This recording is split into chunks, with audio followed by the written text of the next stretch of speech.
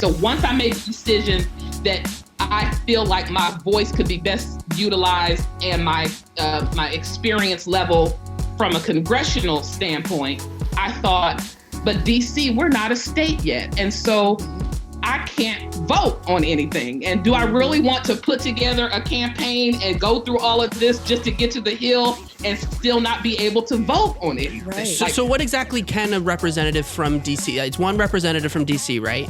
In Congress. We have one non-voting delegate. Yes. And so what does that non-voting delegate do then? You can write bills.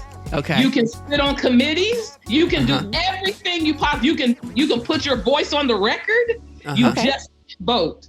So even like the current statehood bills that are in the House, our current delegate wrote it, but she couldn't vote on it. Oh my goodness. Wow. So she's like going around and getting the sponsors, the co-sponsors, because, and all that in the House, and she can do all of that. But when it comes to the actual vote, can't vote on it. Do you know what the history of that is? Was there always a representative from DC, or is that a newer thing? So in 1976 is when they established the DC non-voting delegate position, and we have had two in that role since 1976. Walter Fontenot, who was there from 1976 to 1991. Wow. And he left to go run for mayor. And then our current delegate, Eleanor Holmes Norton, who has been there since 1991. She's been there for 30 years. Oh no. This is where term limits need to be a thing. This is ridiculous. Is she running for re-election years? In 2022? We don't know yet, but at the same time, what I am telling people is Eleanor Holmes Norton is she's got a legacy here. She's got a reputation, and you will not hear me say anything negative about her. I will not campaign like that. She is my elder, and I respect that. I tell people I'm not running against Eleanor Holmes Norton. I'm running for DC. And so that is where my focus is going to be. So she has not officially filed. I don't know, if she is going to run again, but I'm running. And so that's all that matters. As it stands right now, she's who we're assuming is going to be, the challenger. But and if it turns out that she makes a decision to retire or what have you, then we will adjust accordingly. But right now, we're running the campaign as she's holding the seat, so that's who we're assuming is going to run again. But we are focusing on establishing our message, because one of the things about statehood, and I know we're going to get into that, but let me just say this about it. And it was, again, part of what motivated me to run is anybody who runs for any kind of office here in DC is expected to champion and stand for statehood, which is important. But what has happened, in my opinion, is that it has taken up so much air in the room that no one seems to be talking about what happens beyond statehood. Like, once we get statehood, then what? What do you want me to say? What's our voice? What's our message? What policies are we going to be advocating for once we become a state? Yes, get statehood. Yeah, but then what? You don't wait till you get what you want to prepare to have it. You prepare ahead of time so that when you get it, you are ready.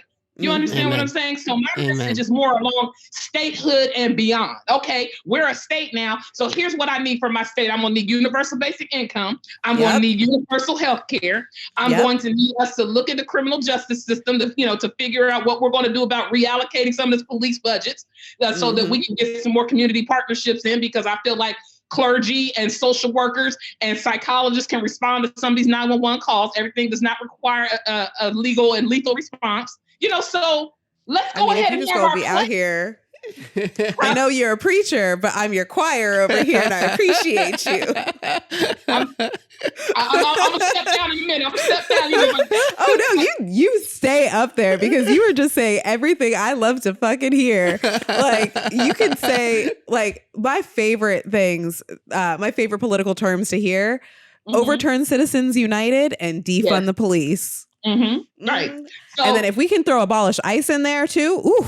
That's a sweet spot for you. so I'm saying all that to say, I feel like I have a message that will resonate, because as a result of the focus mainly being on statehood, what we have found and what the data shows, because, you can't work for Andrew Yang and not understand data and apply that to how you run your race. So in looking at the numbers, it shows that, turnout has decreased over time. People have become disengaged and disillusioned because they're kind of like, it makes total sense. What's the point? We come out, we vote for the same thing. Nothing has changed. So why participate? Right. There need to be issues on the ballot as well when you're thinking about your candidates. You need to be inspired by them about how we can change things in Congress, not just around one issue, but around all these issues that are important to us. Right. Because I go into the city, and I go and talk to residents, and they can't really tell, like, if I say to them, how would us getting statehood impact your daily life here? Or, because it's got to be more than a slogan, right? So they know we want statehood. Yeah. But in order for you to feel motivated to come out and vote, the voter is going to need to know, how does us getting statehood impact my individual life? Why should I go out and vote for you? And it's like, for me, it's like, because if we are and become a state, then these policies that can directly impact your life, we can start advocating for those and making sure that DC receives their allocation and my voice, and that, my voice more than anything else. That's why I said I'm going to go ahead and run for this position, because until I can get a vote, they're going to hear my voice. Love it.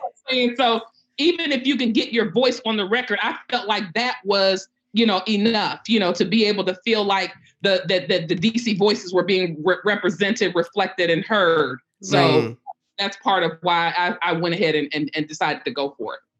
That's amazing. I love everything about this, obviously. I love seeing, obviously, Black representation in all facets of the government, but especially in higher facets of the government, like the Senate and the Congress as well. I'm just so excited to see people like you who are pushing a progressive agenda, not just for DC statehood, but obviously for the nation in general. And I think that having more Congress people who are driven and have a clear-cut goal of how they want to push the nation is super important. Thanks for checking out this clip from our show. To watch more clips or full episodes, click on our profile below.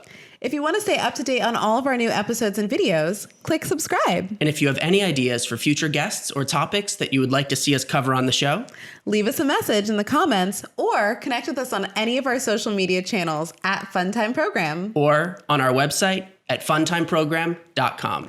We'll see you in the next one. Bye-bye.